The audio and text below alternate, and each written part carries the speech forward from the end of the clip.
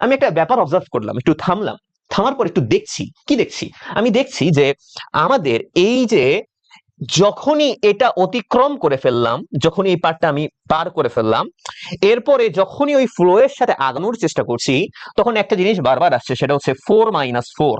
ওকে, তাহলে এটা 4 - 4 যেহেতু আসছে, 4 - 4 মানে 0 চলে আসবে, 0 আসলে এই পুরো টার্মটা কত করে দেবে, 0 করে দেবে। একইভাবে তুমি যখন ফ্লো এর সাথে আগানোর চেষ্টা করছো, 4 - 4 তো রেখেই এরপর একটা 4 - 5 লিখছো, তাই না? তার মানে এই ফ্লোতে যখন তুমি আগাচ্ছ, তুমি অলওয়েজ 4 - 4 কে পেয়ে যাচ্ছ এই কেসে।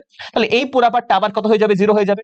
আমি যদি এর পরেরটা লিখতে চাই, তাহলে আশা করি বুঝতে পারছো, আমি যদি পরের পদটা লিখতে চাইতাম, তাহলে কি লিখতাম? তাহলে আমি লিখতাম 4 * 4 - 1 * 4 - 2 * 4 - 3 * 4 - 4 * 4 - 5 * 7 factorial into x to the power 7, right? এটা আমি লিখতাম। তাহলে ওই জায়গাটাতেও তো আসলে কে এক্সিস্ট করবে, 4 - 4 এক্সিস্ট করবে, এবং সেই 4 - 4 মানে কত, 0 হয়ে যাবে। তার মানে পুরো টার্মটাই কিন্তু 0 বানিয়ে দিবে। তাহলে আমি বুঝছি এরপরে যত টার্ম থাকবে, সব টার্ম আমার কি হতে থাকবে, 0 হতে